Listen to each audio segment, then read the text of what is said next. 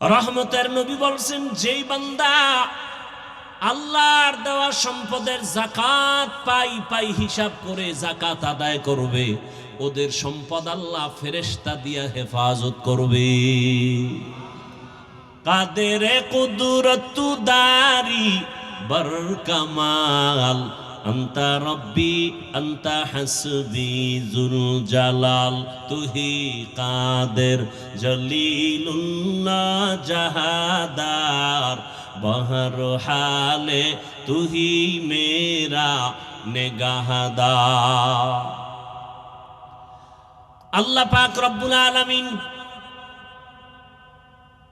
একটা ছোট বটফল থেকে যদি এত বিশাল বড় গাছ বের করতে পারেন, একটা মুক্তার দানা থেকে 20 কোটি বর্গ মাইলে পানি আনতে পারেননি, এ ক্ষমতা আল্লাহর আসেনি?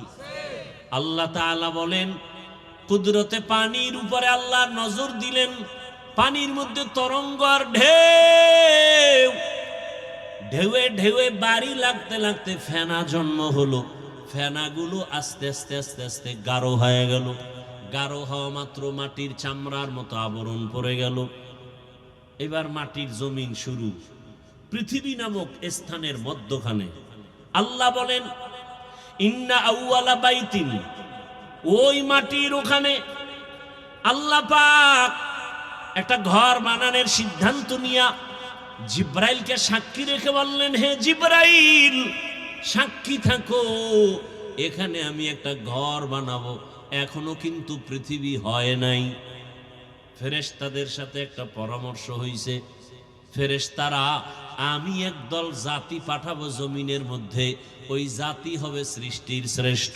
ফেরেশতারা জানতে চাইলেন, ও আল্লাহ, যেই জাতিকে তুমি শ্রেষ্ঠ বানায় পাঠাইতে চাও, এদের আদর্শটা কেমন হবে? ইন্নী জাইলুন ফিল আরদি খলিফা, আল্লাহ বলেন, আমি জমিনের মধ্যে খলিফা বানাবো, প্রতিনিধি। আর তাদের আদর্শটা কেমন হবে?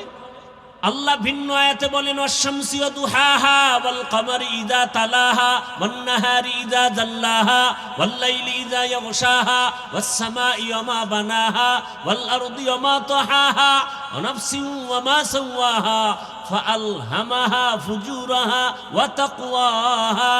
দর কিয়ামত ই জমিদার নেকো বহুত, দর কিয়ামত ই জমিদার ने को बहुत के जना दीदा गवाही হাদে হাত। আল্লাহ অনেকগুলো জিনিসের কসম করে বললেন, যেই জাতি বানাবো ওদের আদর্শটা হবে এমন, চাইলে গুনাহ করবে, চাইলে নেকও করতে পারবে। ফেরেশতারা কয়, আল্লাহ, অল টাইম আমরা আপনার প্রশংসা করি, নাহনু নুসাব্বিহু বিহামদিকা ওয়া নুকদ্দিসু লাক, এদায়ার মালিক, গুণগানের জন্য, আপনার প্রশংসার জন্য আমরাই তো যথেষ্ট। আবার এমন জাতি বানাবেন যারা অন্যায় করবে? এটা হলো ডাইরেক্ট প্রশ্ন। ভিতরে ভিতরে আর একটা কথা ছিল, কি? শ্রেষ্ঠ তো তারা হবে, না হলে তো আমরাই হতে পারি, কারণ আমরা গুনাহ করি না, গুনাহ কি জিনিস বুঝি না। শ্রেষ্ঠ হলে আমরা হব, তারা কেমনে হবে? আল্লাহ জবাব দিয়ে বললেন, ইন্নী আ'লামু মা লা তা'লামুন,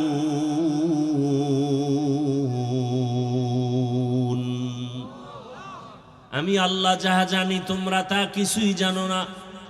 অর্থাৎ আমি আল্লাহ জানি ওই জাতি গুনাহ চাইলেই করতে পারবে, কিন্তু এমন একদল আমার বান্দা জমিনে থাকবে, এরা গুনাহ করবে দূরের কথা, এদের কাছে কোনো গুনার আসরও লাগতে পারবে না। আদম আলাইহিস সালামকে জান্নাতে থাকতে দিলেন। এরপরে ঘটনা তো অনেক জানেন। আল্লাহ পাক এক পর্যায়ে নিষেধ করলেন, ওই গাছের কাছে যাইবা না, তারপরও গেলেন, ফল খাইলেন। আল্লাহ তাআলা এক পর্যায়ে দুজনকে দুনিয়ায় পাঠাইলেন। দুনিয়াতে আল্লাহ সবার আগে আদম পাঠান নাই। আদম নবী দুনিয়াতে আসার 2000 বছর আগে এই জমিনের বাসিন্দা জিনেরা ছিল।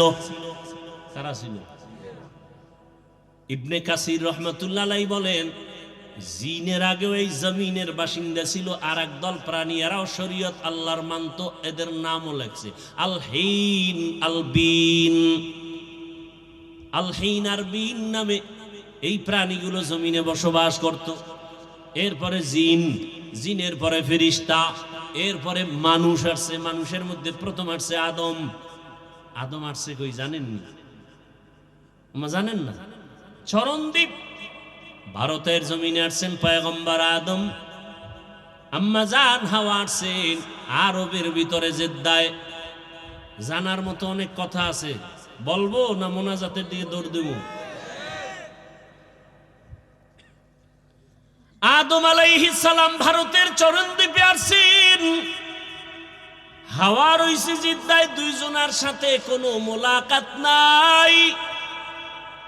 আল্লাহ অর্ডার করলেন, হে আদম, আমার একটা ঘর আছে বাইতুল্লাহ, ওই বাইতুল্লাহর তাওয়াফের মাধ্যমে তোমার দুনিয়ার হাওয়া বাতাস লাগার ব্যবস্থা করে নাও, তোমার শরীরের সাথে জমিনের বাতাসকে অ্যাডজাস্ট করো। ভারতের জমিন এমন এক বরকতের জমিন, এখান থেকে পায়ে হেঁটে হেঁটে আব্বা জান আদম 1000 বার বাইতুল্লাহ গিয়া হজ করেছেন। কয়বার? 300 বার বড় হজ, 700 বার উমরা। কোথার থেকে হেঁটে গেছেন? তাহলে ভারতের জমিন খারাপ? ভালো মানে আমার বাবার দেশ।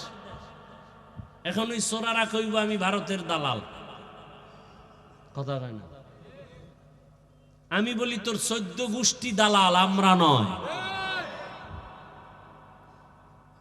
ভারতের জমিন এমন বরকতের জমিন, যেখান থেকে পৃথিবীর ইতিহাসে প্রথম বাইতুল্লাহর হজ শুরু হয়েছে। কার মাধ্যমে? আদম আলা নবিয়িনা ওয়া আলাইহিস সালাতু ওয়াস সালামের মাধ্যমে। কয় হাজার বার? 300 বার বড় হজ, 700 বার। হজের শাব্দিক অর্থ ইচ্ছা করা।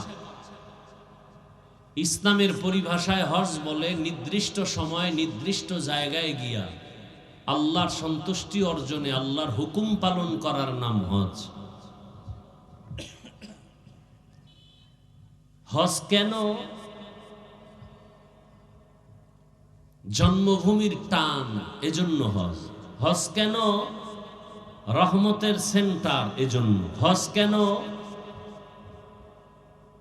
আল্লাহর কাছে ক্ষমার একমাত্র রাস্তা, এজন্য।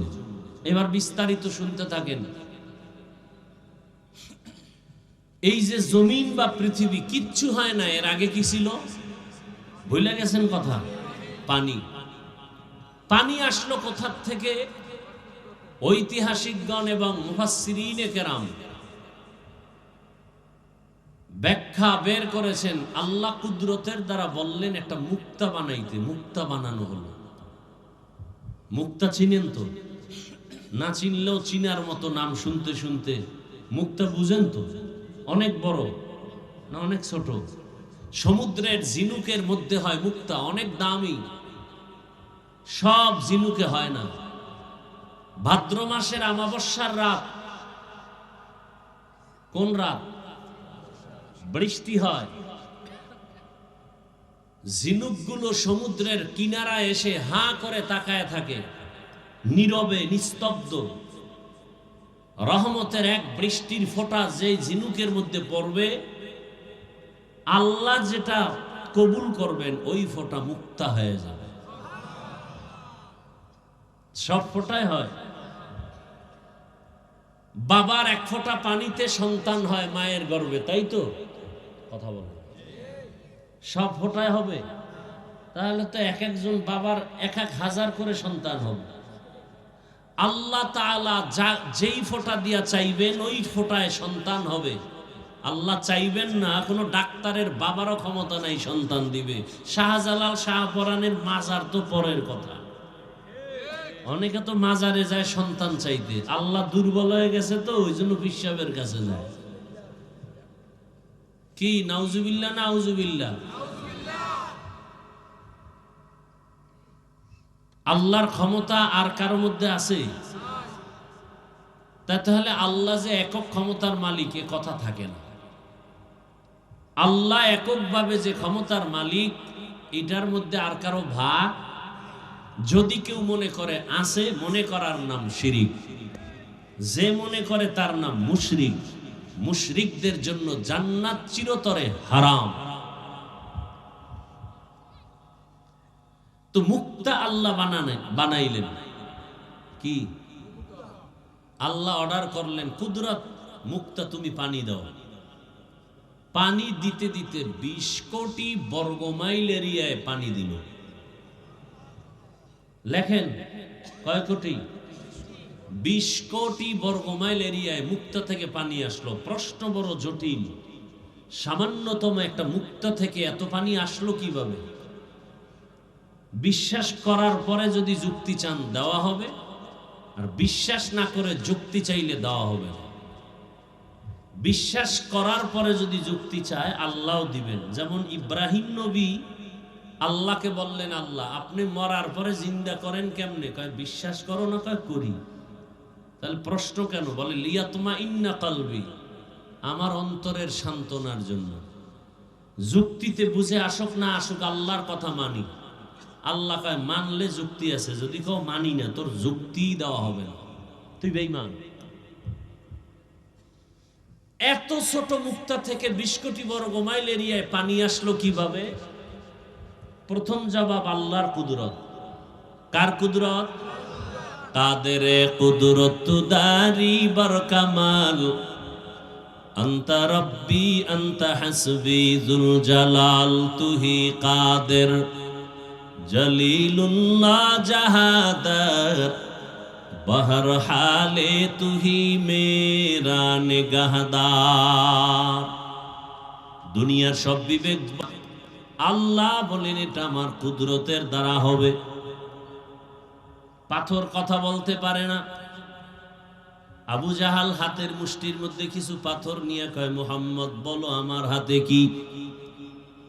নবীজি বললেন, বললে কি হবে? বলে এখন কালেমা পড়ব। নবী বললেন, আমি বলতে জানি না। কেন? বলে আমি গাইবের মালিক না। গাইবের মালিক কে?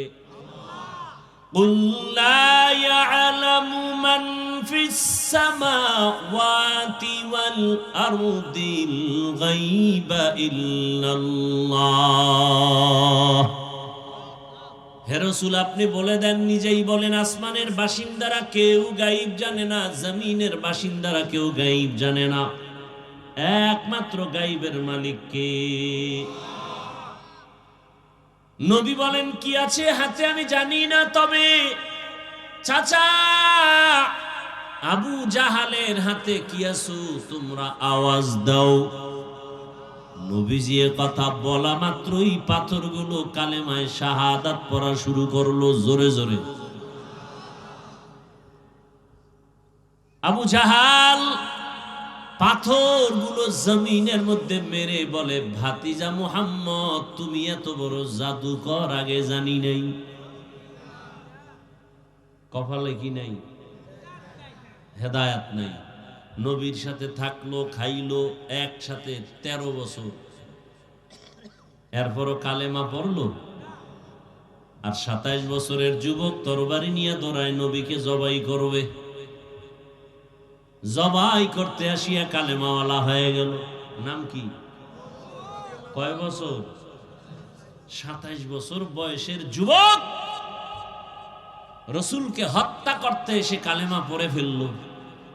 আর আবু জাহিল 13 বছর রসুলের সাথে থাকলো, এক দস্তরখানে খাইয়াও কালেমা। হেদায়েতের মালিক من يهد الله فهو المهتد ومن يضلل فلن تجد له وليا مرشدا।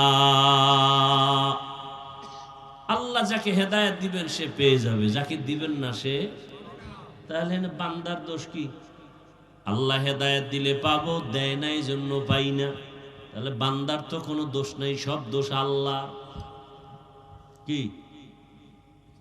আল্লাহ নিজে কোরআনে বলেন, আমি হেদায়েত দিলে সে পাবে, আমি যদি হেদায়েত দিব না সে। তাহলে বান্দার তো দোষ নাই, সব আল্লাহর দোষ। কয় না, এখানে প্রশ্ন আছে। এই ভলিউম বাড়া, এখানে প্রশ্ন আছে। এই মাইক তো দরকার নাই, বক্স থাকলে আবার মাইক কেন?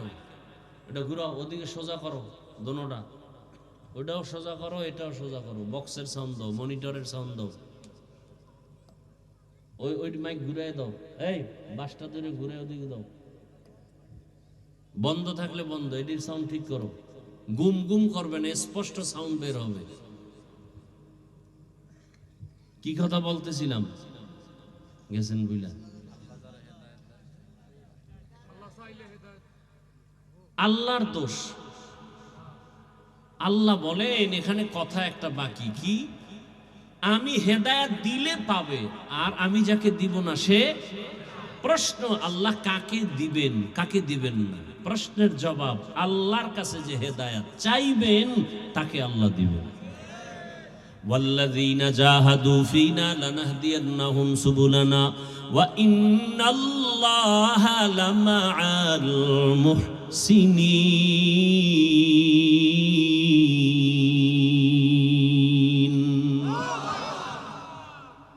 গর্তাওয়াকুল মিকুনিহার সুবহ শাম মিরসানাত রিজকে তু আজলা মাকাম।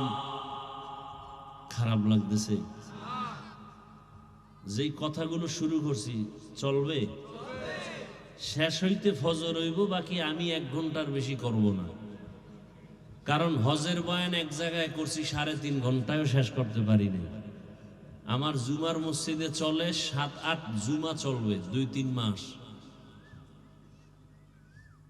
সব কথা মূল কথাগুলো আমি এখানে বলার চেষ্টা করব ইনশাআল্লাহ। রহমতের নবী যুদ্ধের ময়দানে যাচ্ছেন সাহাবায়ে কেরামদের কাফেলা নিয়ে।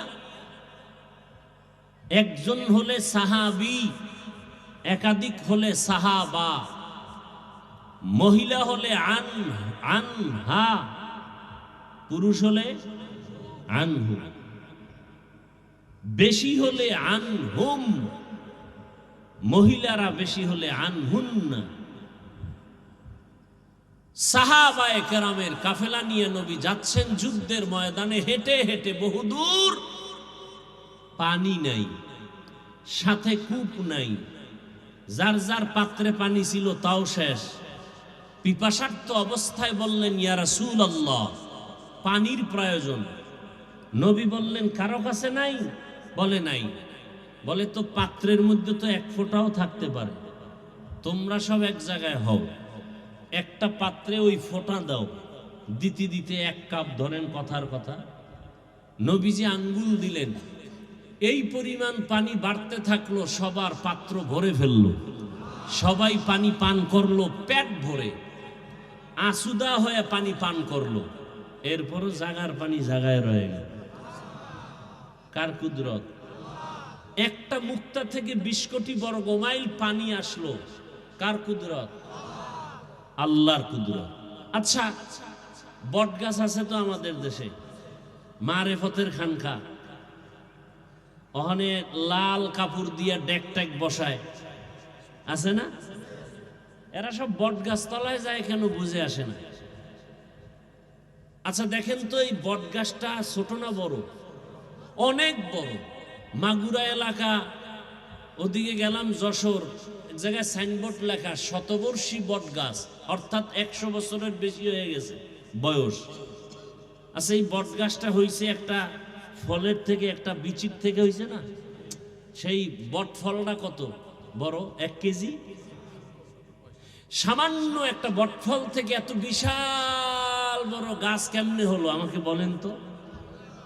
আল্লাহর কুদরত তো আমরা বলবো, আপনি বলেন কেন? আপনি তো আল্লাহরে মানেন না, মানলে তো দাড়ি কাটতেন না। আল্লাহর কুদরত তো আমরা বলবো। আচ্ছা, একই পাতিলে ভাত তরকারি রান্না হয়, একই মশলা একই আগুনে রান্না করেন আমার আম্মা জান রাঁধুনি, খানা খাই একই তরকারি, মা বাপ ভাই বোন সব একসাথে, ঠিক না? মা বাবা দিন দিন হয় দুর্বল একই তরকারি ভাত খাইয়া, আর আমরা সন্তানরা হই সবল। কারণ কি? আরে আল্লাহর কুদরত তো আমরা বলবো। আপনারা যারা আল্লাহকে মানেন না, আপনারা যুক্তি দেন, আপনারা বারবার যুক্তি চান, যুক্তিবাদী দেন যুক্তি। কারণ কি? একটা গরু বাচ্চা দেয় একটা, কুত্তায় বাচ্চা দেয় 5টা। কেউ গরু জবাই, কুকুর জবাই করে না, হাজার লাখ গরু জবাই হয়, এরপরও গরু বেশি না কুকুর? কারণ কি? আবারও কয় আল্লাহর কুদরত। আল্লাহর কুদরত বলবে তারা যারা তাহাজ্জুদ পড়ে, যারা দাড়ি কাটা, ওরা আল্লাহর কুদরত মানে না, আল্লাহকে মানে না। যারা সুদের টাকায় ব্যবসা করে, ওরা আল্লাহর, পৃথিবীতে নিকৃষ্ট আল্লাহর বড় দুশমন। 24টা ঘন্টার সেকেন্ডে সেকেন্ডে তার আপন মায়ের সাথে জিনা জিনা জিনা। হজ করলে কবুল হবে না।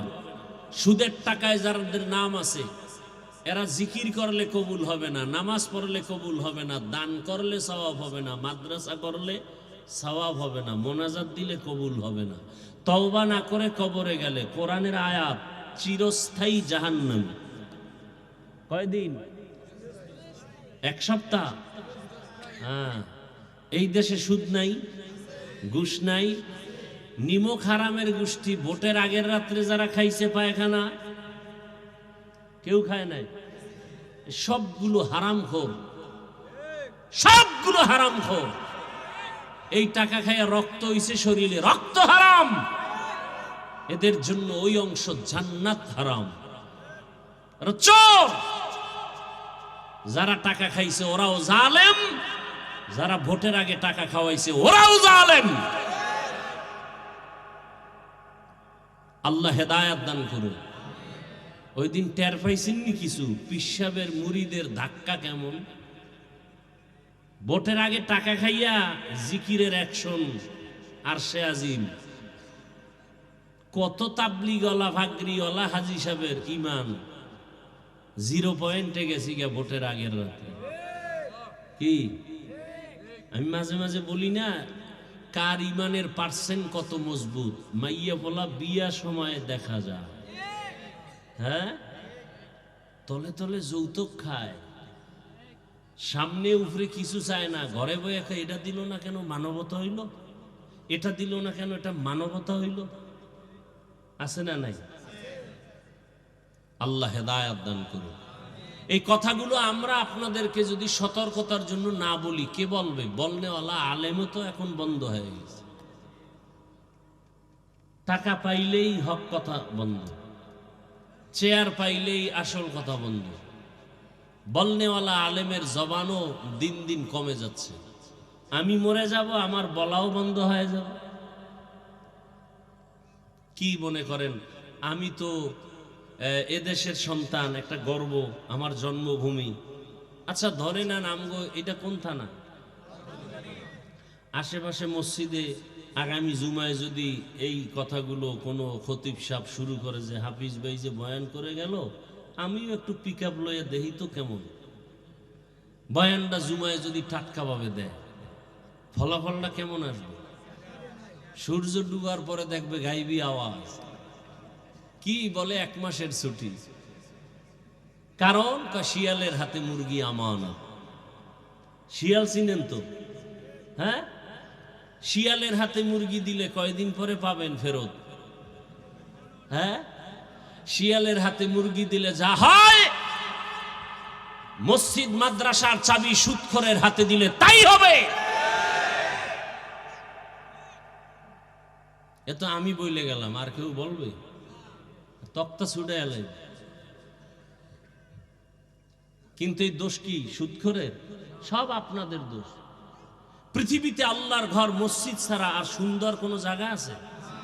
কেমন সুন্দর! যেই মসজিদের মধ্যে আল্লাহর রসুল বলেন এটা পৃথিবীর শ্রেষ্ঠতম স্থান, এর থেকে আর শ্রেষ্ঠ, এত সুন্দর শ্রেষ্ঠ জায়গায় সুদখোর কিভাবে কমিটিতে ঢুকে? কথা বলেন না কেন? আপনারা ঢুকাইছেন। ভোটের আগে টাকা খাইছেন না? কথা বলেন। তো টাকা খাইয়েই তো চান্দি গরম।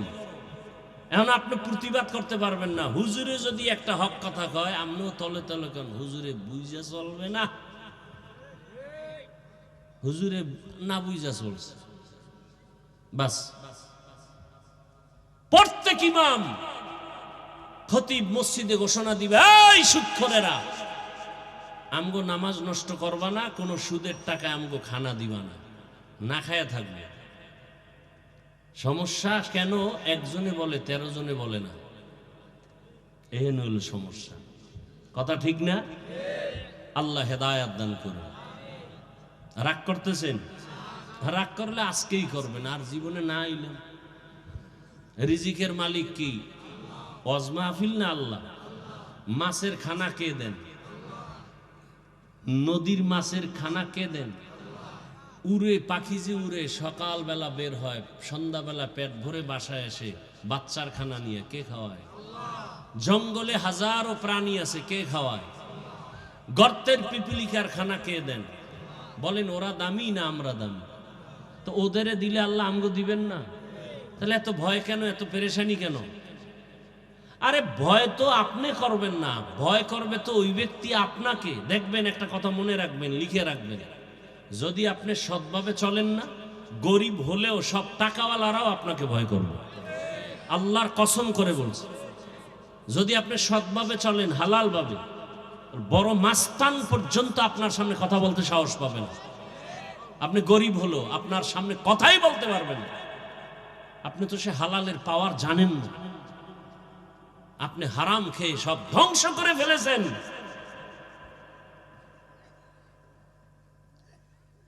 নিজের ছেলে কই, মেয়ে কই, খবর নাই।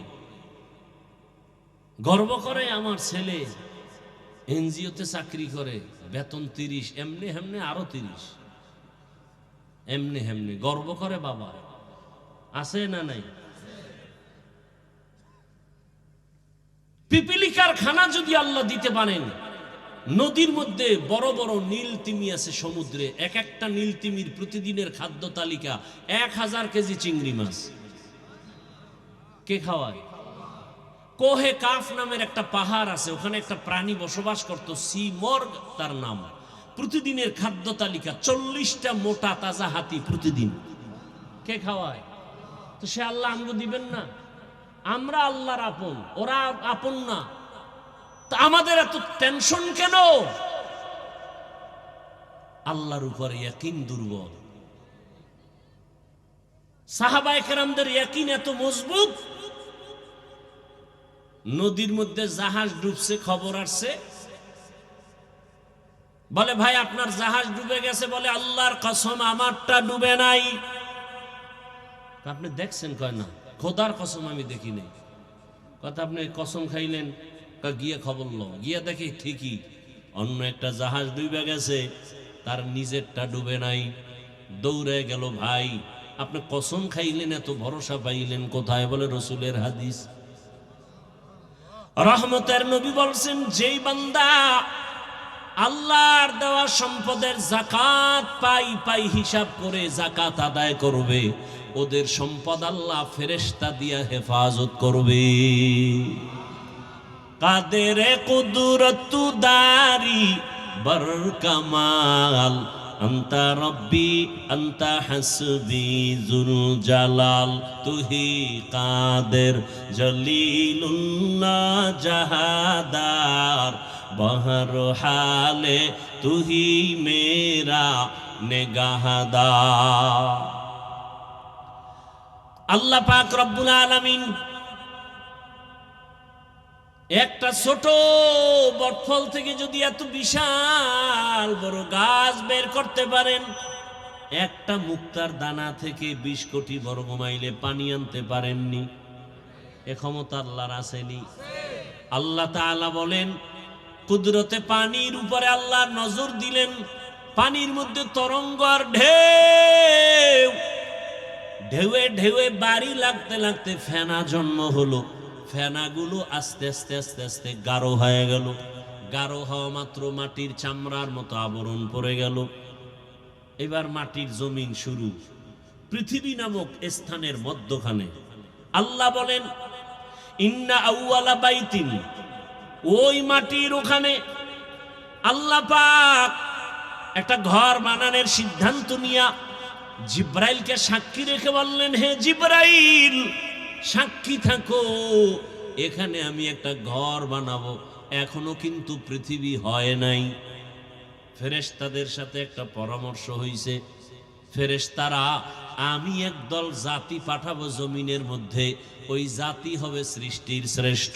ফেরেশতারা জানতে চাইলেন, ও আল্লাহ, যেই জাতিকে তুমি শ্রেষ্ঠ বানায় পাঠাইতে চাও, এদের আদর্শটা কেমন হবে?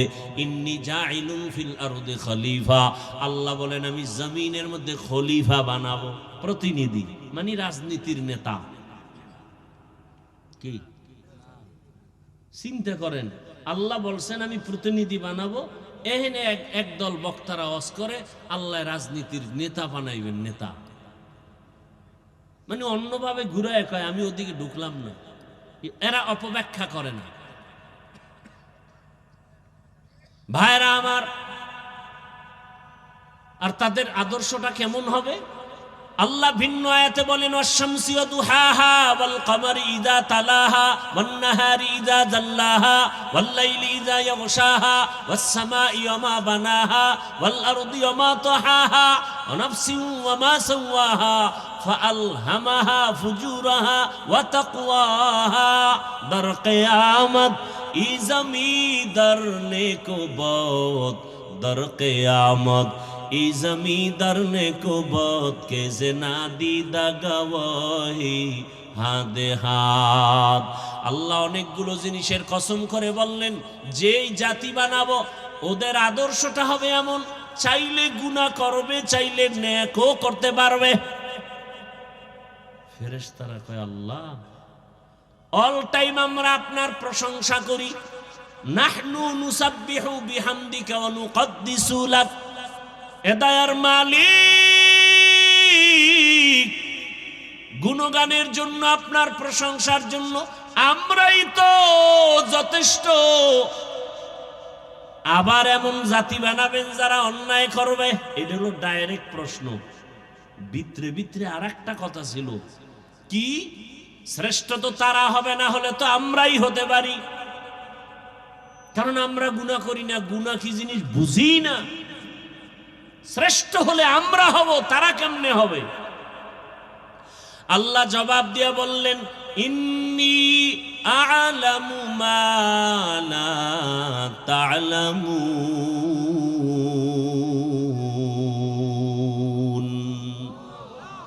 আমি আল্লাহ যাহা জানি তোমরা তা কিছুই জানো না।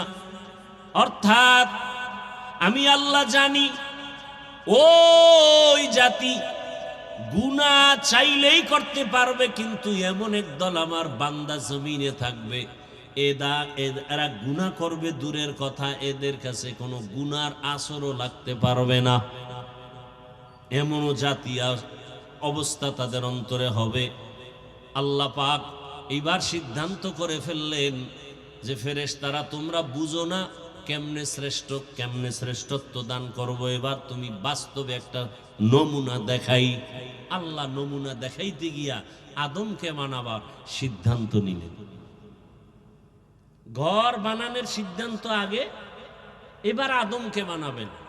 পৃথিবী নামের মধ্যখানে পানির উপরে মাটির আবরণ।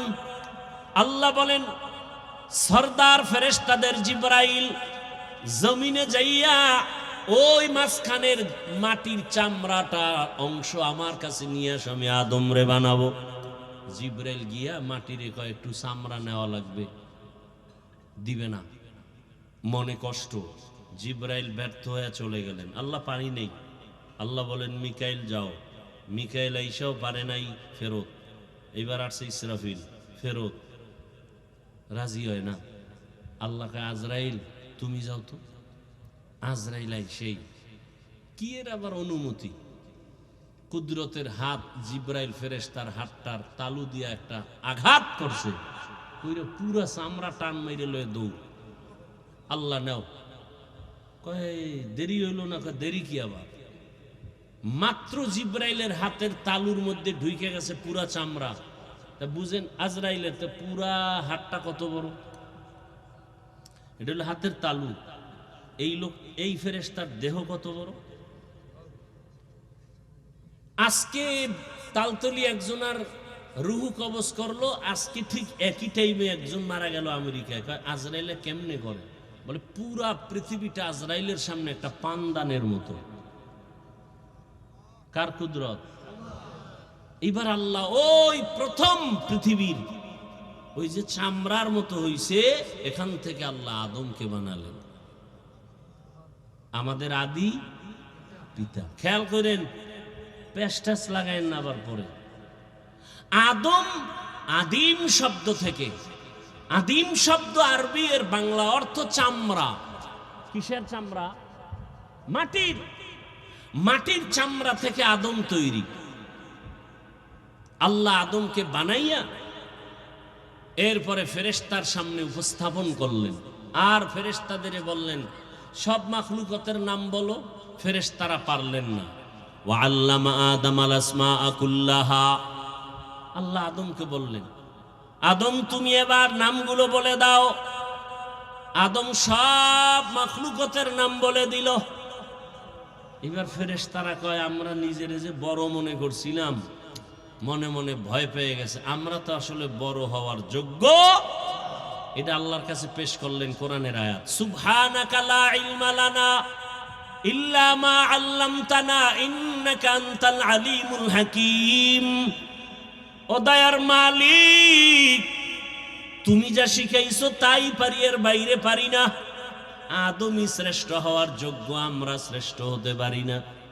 আল্লাহকে এটা মুখে বললে হবে না, বাস্তবে দেখাও। উসজুদু লি আদম, আদম রে কি করো? সিজদা করো। এই যে ফেরেশতারা নিজেদের ভুলটা বুঝতে পারলো, এখানে একটা পয়েন্ট খেয়াল করেন। ফেরেশতারা আল্লাহর কাছে ক্ষমা চাইল, যদিও তারা নিজেরা মনে করছেন আমাদের দুর্বলতা, ভুল, কিন্তু এটা আল্লাহর আদালতে কিনা। কথা বলেন না কেন? কি আপনাদের খারাপ লাগতেছে? আল্লাহর আদালতে কিনা, ভুল না। কিন্তু এখানে এই যে ফেরেশতারা আল্লাহর কাছে ক্ষমার প্রার্থনা করলো, ডাইরেক্ট করে নাই, একটা ওসিলা পেশ করছে। কি পেশ করছে? বর্তমান বাংলাদেশে ধর্ম নিয়ে, ইসলাম নিয়ে ফেতনা বেশি। পৃথিবীর কোন রাষ্ট্রে ইসলাম ধর্ম নিয়ে এত ফেতনা নাই। আমার সোনার বাংলায় যেই পরিমাণ ফেতনা, পীর মুরিদির মধ্যে যাবেন ফেতনা, টুপির মধ্যে যাবেন ফেতনা, নামাজে দাঁড়াবেন ফেতনা, আছে না নাই? হিন্দুরা ফেতনা করে না, খ্রিস্টানরা করে না, সব ইসলামের ব্যানার আলা মোনাফেকরা করে। কি আছে না নাই? আর এটা বাংলাদেশে কেন, কার বরদোয়া লাগছে, কোন বুজুর্গের বদনজর লাগছে বলা যায় না। নাইলে দুনিয়াতে আর কোথাও এত ফেতনা নেই। কি ফেতনা? এই ফেতনার মধ্যে একটা ফেতনা হলো ইউটিউবে অনেক বয়ান। আমগো বয়ান তো 50,000 লোকে শুনে, 1 লাখ লোকে শুনে। ওগো বয়ান তো সারা দুনিয়ায় শুনে। টিভি চ্যানেলে কি বয়ান? ওসিলা পেশ করে দোয়া করা বেদাত। বাস একটা মাইরে দিছে, ওসিলা দিয়ে দোয়া করা বেদাত। আর আমি চ্যালেঞ্জ করে বলছি, সারা দেশে আজও বলি, ওসিলা পেশ করে দোয়া করা সুন্নাত। ফেরেশতারা ওসিলা পেশ করলেন, ইয়া আইয়ুহাল্লাযীনা আমানু আবতাগু ইলাইহিল ওয়াসিলা। ফেরেশতারা ওসিলা পেশ করলো। কি ওসিলা? একটা আমল। কি আমলটা? কি? ওই যে শুরুতে বলছিলাম 7 আসমানের উপরে একটা কাবা আসেনি? কি নাম বলছিলাম? বাইতুল মামুর, নূরের তৈরি কাবা। মুহূর্তে মুহূর্তে 70,000 রহমতের ফেরেশতারা ওই কাবা তাওয়াফ করে। আজকে যারা সুযোগ পাইল সিরিয়ালে, কিয়ামতের আগে তাদের আর সিরিয়াল হবে না। এবার বুঝেন ফেরেশতা কি পরিমাণ আল্লাহ বানায় রাখছেন, যে আজকে একবার যারা 70,000-এর কাফেলা তাওয়াফের সুযোগ পেল, কিয়ামতের আগে আর পাবে না। এর মধ্যে সিরিয়ালে ফেরেশতা আছেই। বাইতুল মামুর, ফেরেশতারা বললেন, হে আল্লাহ, শ্রেষ্ঠ আমরা হওয়ার যোগ্য না, তবে নিজেদের মধ্যে যে একটা ভাব তৈরি করেছিলাম, ভুল হয়েছে, মাফ করে দাও। মাফের ওসিলা বাইতুল মামুরের তাওয়াফের ওসিলায় মাফ করো। আল্লাহ কয়, তোমরা গুনাহ কি জিনিস বুঝোই না। নিজে নিজে একটা ধারণার উপরে নিজের ভুল স্বীকার করে ক্ষমা চাইতে গিয়ে একটা ওসিলা পেশ করেছো কাবার তাওয়াফ। আর আমি যাগো বানামু শ্রেষ্ঠ জাতি হিসাবে, এরা তো কত গুনাহ করবে, ইচ্ছা করে হাতের গুনাহ, চোখের গুনাহ, জবানের গুনাহ। এই যে মোবাইলের দ্বারা হচ্ছে না, সারা রাত মোবাইল ঘরে নিয়ে গুনাহ, চোখের গুনাহ, হাতের গুনাহ, জবানের গুনাহ, অন্তরের গুনাহ, কল্পনায় কল্পনায় গুনাহ। আল্লাহ মোবাইলের গুনাহ থেকে আমাদেরকে হেফাজত করেন। ভাইরা আমার,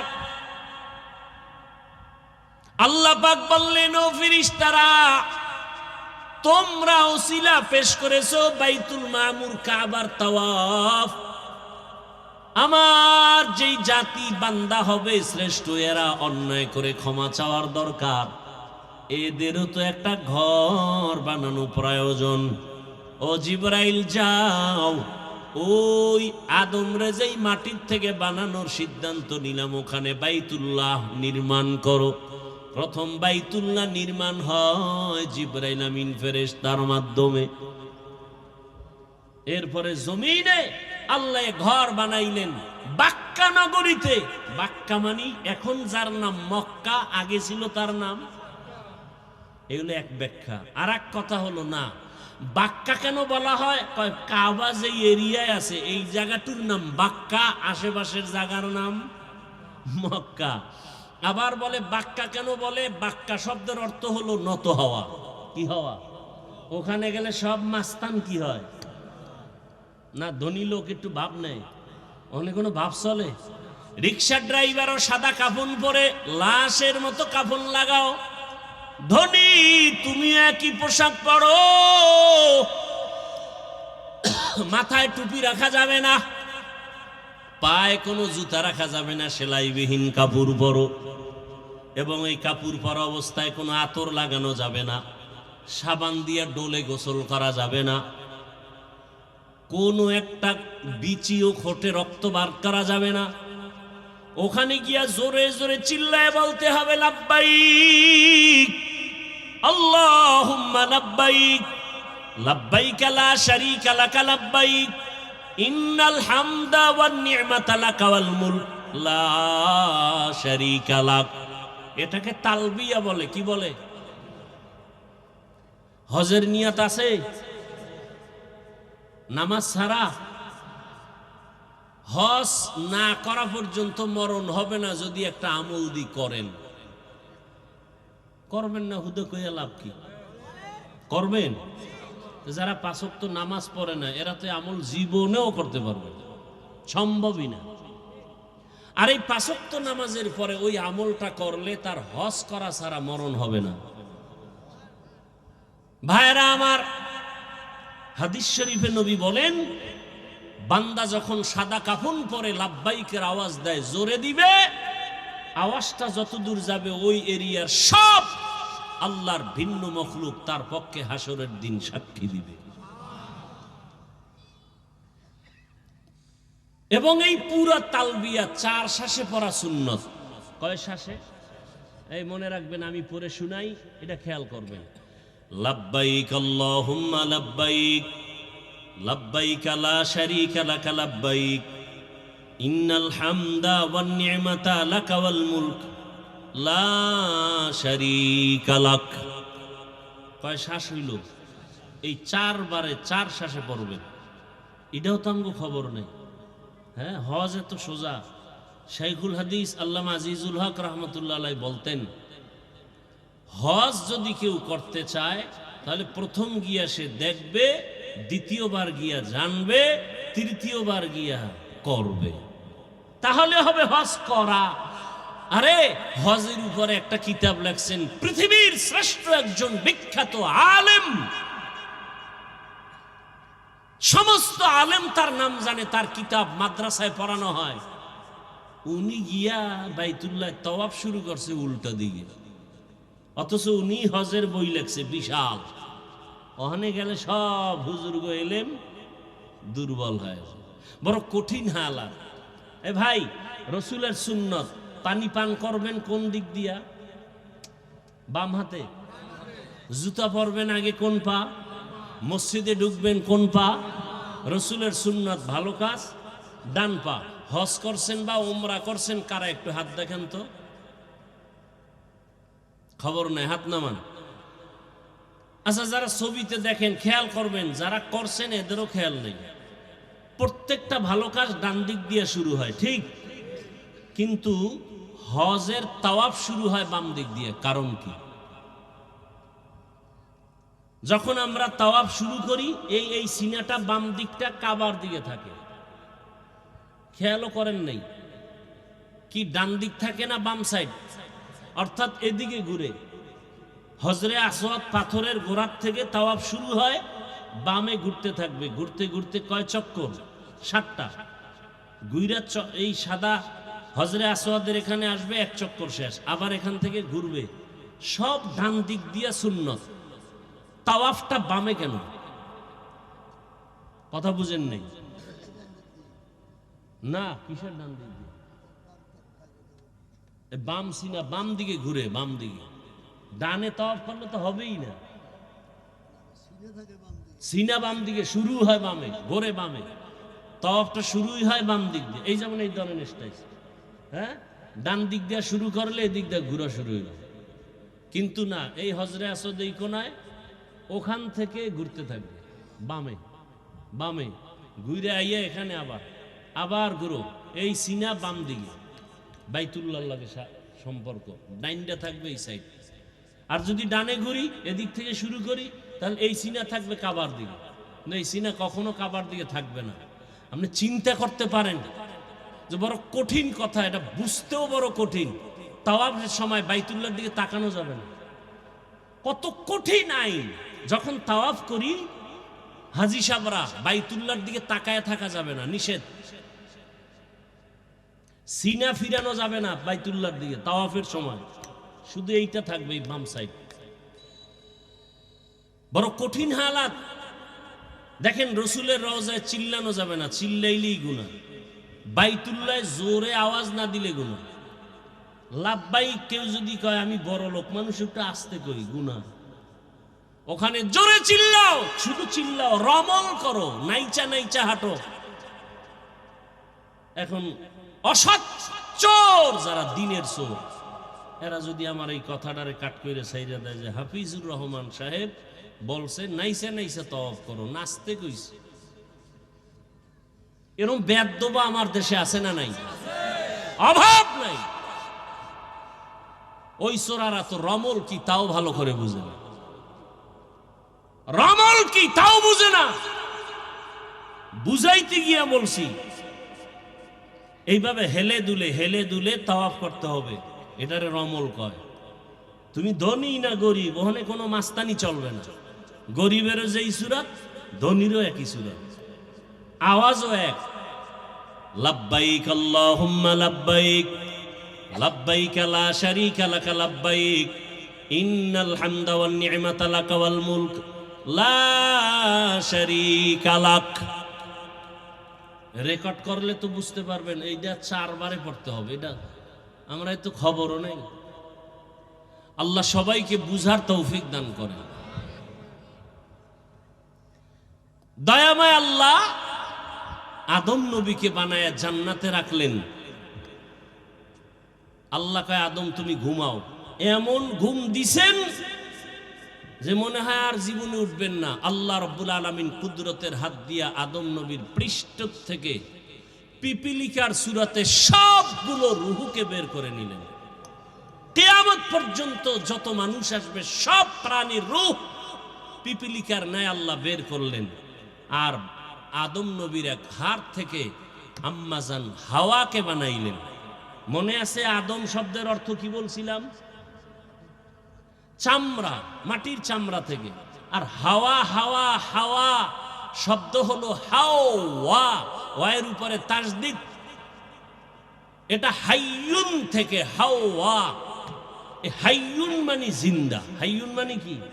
হুয়াল হাইয়ুল কাইয়ুম। হাওয়াকে হাওয়া বলা হয় কেন? কয় যে জিন্দা ব্যক্তি থেকে হাওয়াকে বানানো। জিন্দা ব্যক্তিকে আদম। বুঝেননি কথা? আদম আলাইহিস সালামকে জান্নাতে থাকতে দিলেন। এরপরে ঘটনা তো অনেক জানেন। আল্লাহ পাক এক পর্যায়ে নিষেধ করলেন, ওই গাছের কাছে যাইবা না। তারপরও গেলেন, ফল খাইলেন। আল্লাহ তাআলা এক পর্যায়ে দুজনকে দুনিয়ায় পাঠাইলেন। দুনিয়াতে আল্লাহ সবার আগে আদম পাঠান নাই। আদম নবী দুনিয়াতে আসার 2000 বছর আগে এই জমিনের বাসিন্দা জিনেরা ছিল। কারা ছিল?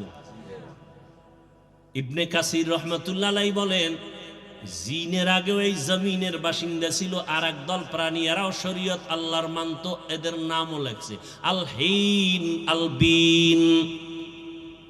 আল হিন আর বিন নামে এই প্রাণীগুলো জমিনে বসবাস করত।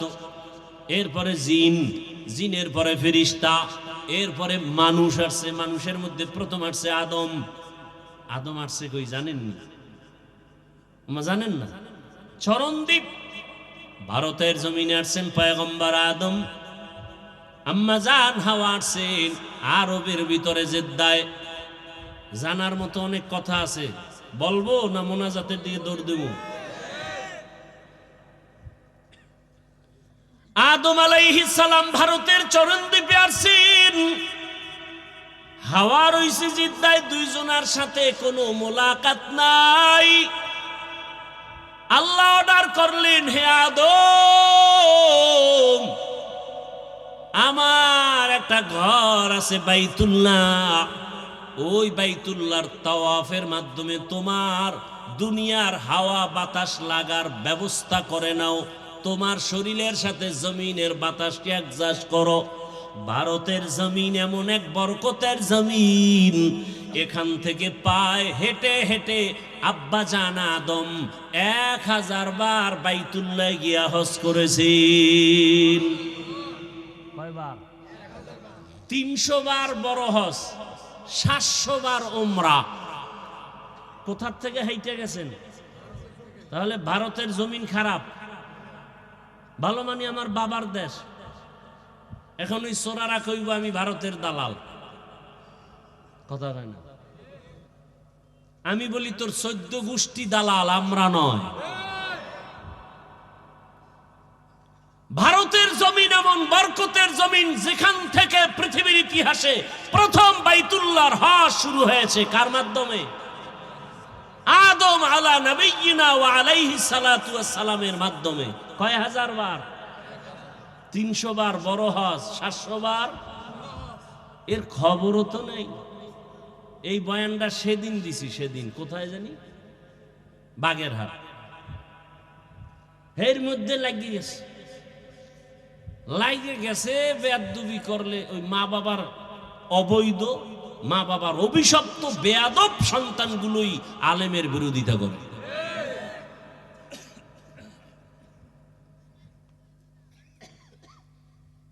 ভারতের জমিন তো ওই বরকতি জমিন। আজও ভারতের রাজধানী দিল্লি শহরে দাঁড়িয়ে আছে মুসলমানের ঐতিহ্য কুতুব মিনার। কি খবরও তো নেই।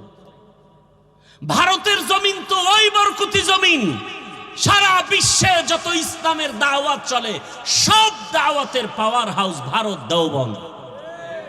কি অস্বীকার করার কোন, যে অস্বীকার করবে ও তাজা মুনাফিক।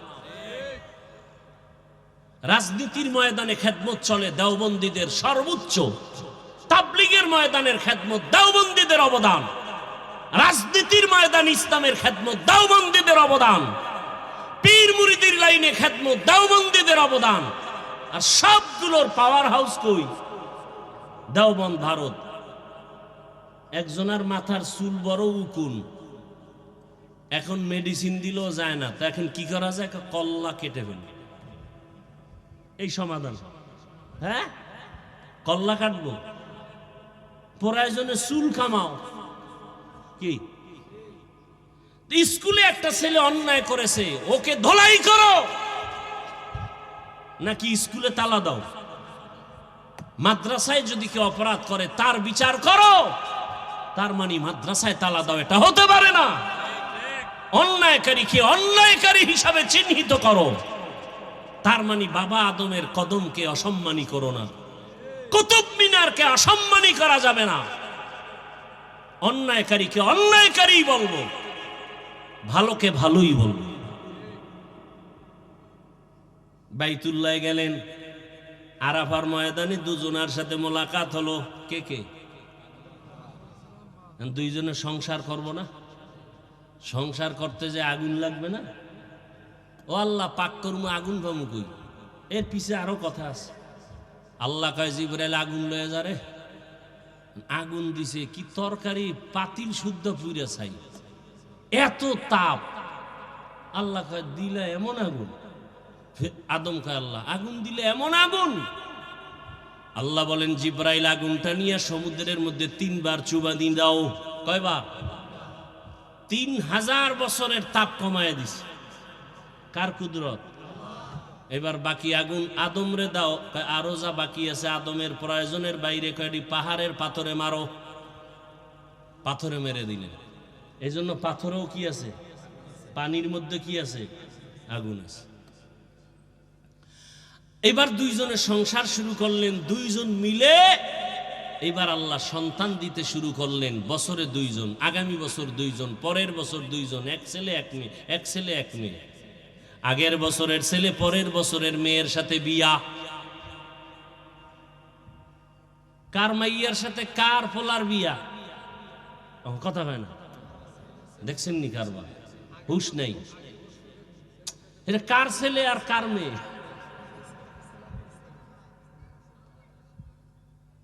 এটা আলাদা আলাদা না একই মায়ের সন্তান? আগামীকালকে থেকে আপনারা এটা শুরু করেন। হ্যাঁ, বিধান নাই। পিসাবের পায়ে সেজদা দেওয়ার বিধান পাইলেন কই? হ্যাঁ, নিদি আদমের দলিল টানেন। ফেরেশতারা আদমরে সেজদা দিছে, আমরা দিলে দোষ কি? তাহলে আদম আপন সন্তান ভাই বোনের বিয়ে হয়েছে, তোমরাও করো, দোষ কি? আল্লাহ হেদায়াত দান করুন। বছরে বছরে 2 জন, এক সন্তান আসছে একা, শীষ আলাইহিস সালাম একা।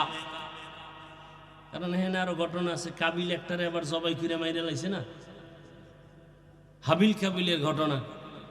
সেখানে তো এক ভাই আছে, বোন আছে, ভাই নাই, তার জোড়া লাগবে না। হায় হায়, আস্তে আস্তে আস্তে আস্তে এক পর্যায়ে আদম নবী বাইতুল্লাহ সুন্দর করে নির্মাণ করলেন। আদম নবী দুনিয়াতে আসার, দুনিয়ায় আইসা বাইতুল্লাহ নির্মাণ করার পর আদম নবী এক পর্যায়ে দাওয়াতের কাজ করে চলে গেলেন। শীষ নবী চলে গেলেন। 600 বছর পরে জমিনের সব মানুষগুলো ইবলিসের পরামর্শে মূর্তি পূজা শুরু করলো। আদম নবী বিদায়ের কয়শো বছর পর?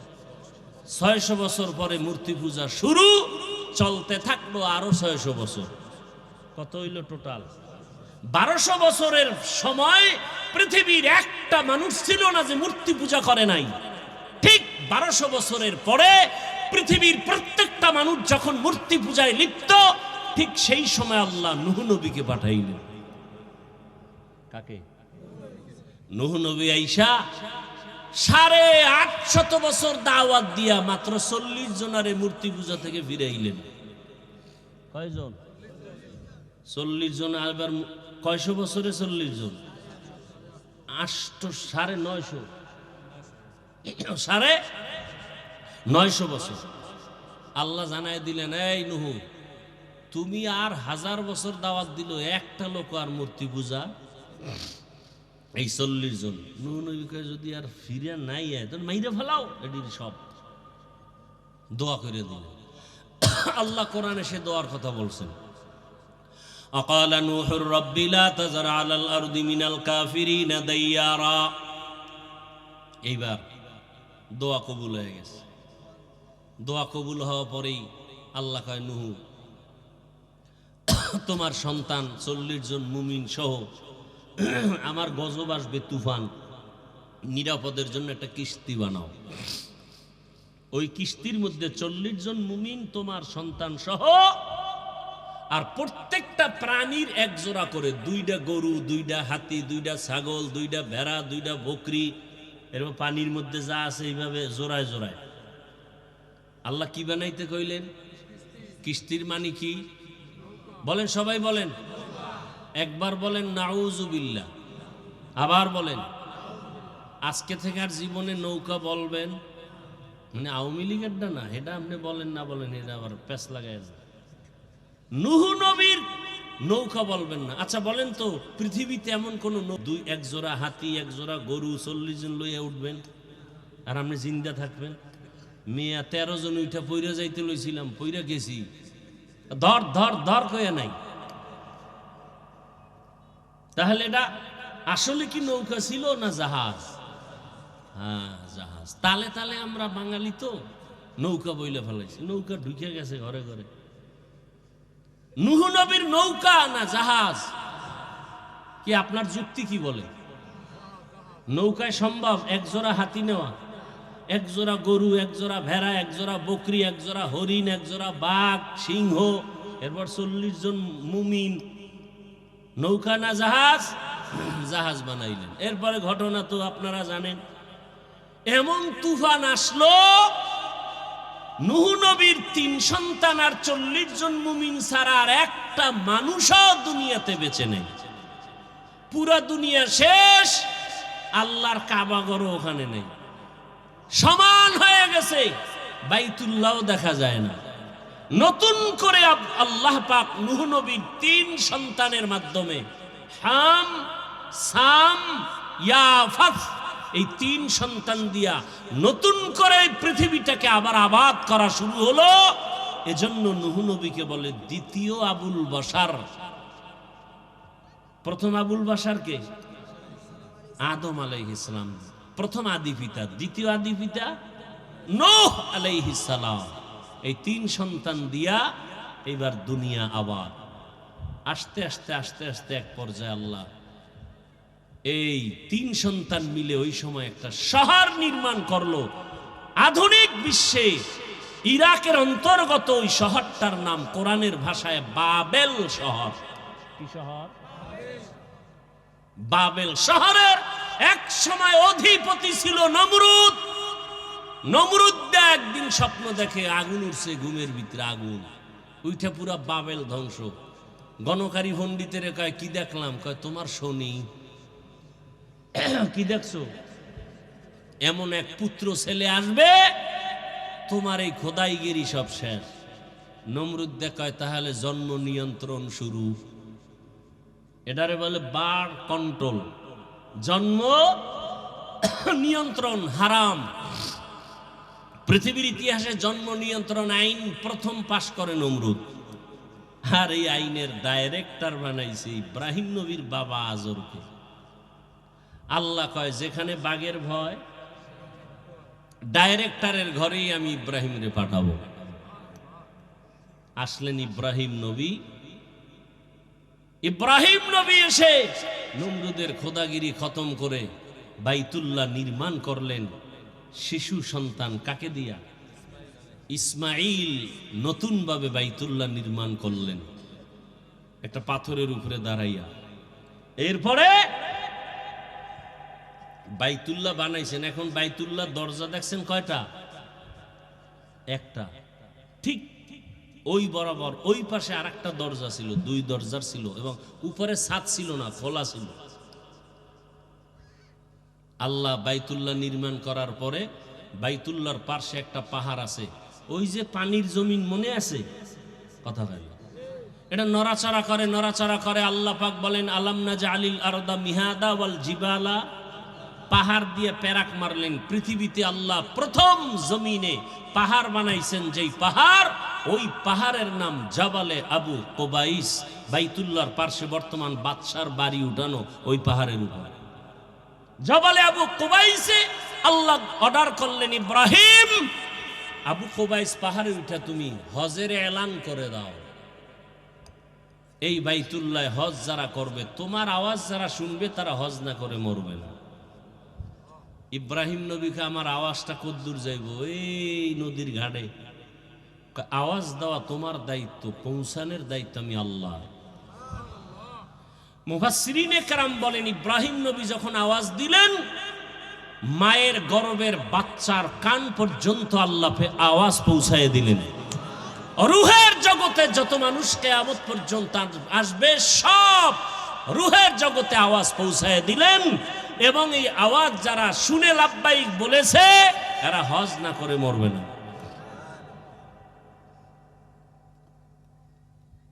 এইবার আপনার ডাক কবুল হয়েছে কিনা, আমারটা কবুল হয়েছে কিনা নমুনা তো বোঝা যাইব না। যারা নামাজ ধরে ফেলছেন এবার আমলটা বলি। মনে আছে একটা আমলের কথা বলবো।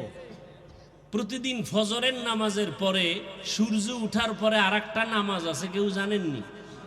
ওই নামাজটা কি নামাজ? কয় রাকাত? 2 রাকাত। ধমক দিলি রাকাত বাইরে যায়, ধমক দিলি রাকাত বাড়ে। ধমক দিছি কয় 2, আর এক ধমকে 4, আর এক ধমকে 6। 4 রাকাত। কয় রাকাত? এই 4 রাকাত নামাজ যারা প্রতিদিন আদায় করবে ফজর বাদ দিয়া, 5 ওয়াক্তর পরেই ইশরাকের নামাজ যারা ঠিক মতো আদায় করবে, সমস্ত উলামায়ে আহলে হক আল্লাহওয়ালাদের নজরিয়া আল্লাহ তাকে বাইতুল্লাহ না দেখায় কবরে নিবেন না। কারণ ইশরাক নামাজ পড়লে হাদিস স্পষ্ট দলিল কবুল হজের সওয়াব। তাহলে আল্লাহ নামাজ দিয়েই হজ কবুল করাইব বাইতুল্লাহ না নিয়ে? ওলামায়ে কেরামদের ওভার 100 কনফিডেন্স এবং নজরিয়া শতভাগ নিশ্চিত আল্লাহ ইশরাকের আমলের বরকতে বাইতুল্লাহর জিয়ারত কবুল করবেন। নিয়ত আছে তো ইনশাআল্লাহ? হজ কি? হজ কেন?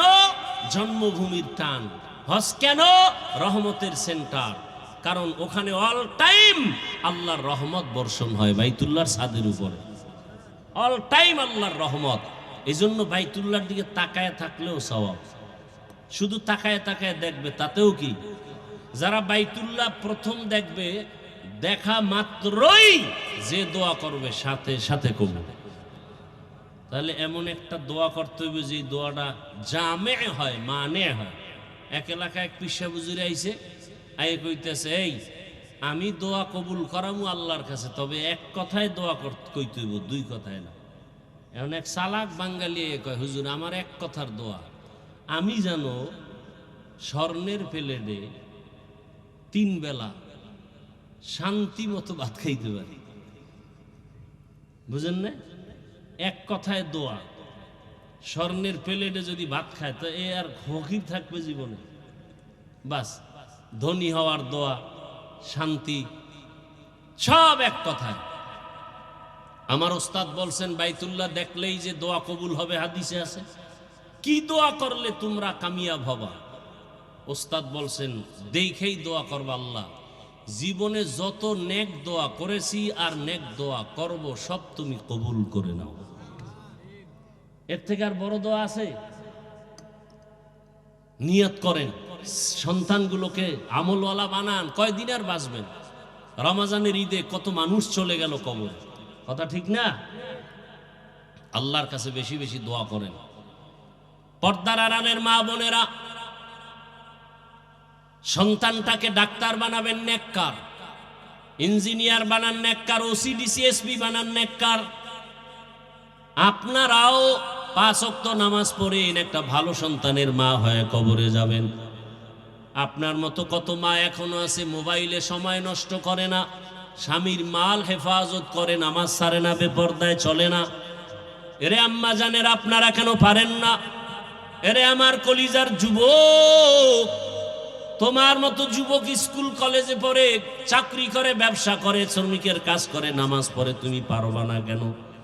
জীবনে গুনাহ তো কম করো নাই, দাড়ি কম কাটো নাই, আল্লাহর কাছে তওবা করো। হে মালিক, ওই বাইতুল্লাহ এত বড় দামি ঘর, কত গরিবরা সেখানে যায়। ও আল্লাহ, তুমিও একবার আমাকে নাও, আর দাড়ি কাটবো না, নামাজ ছাড়বো না, বেপরদায় চলবো না।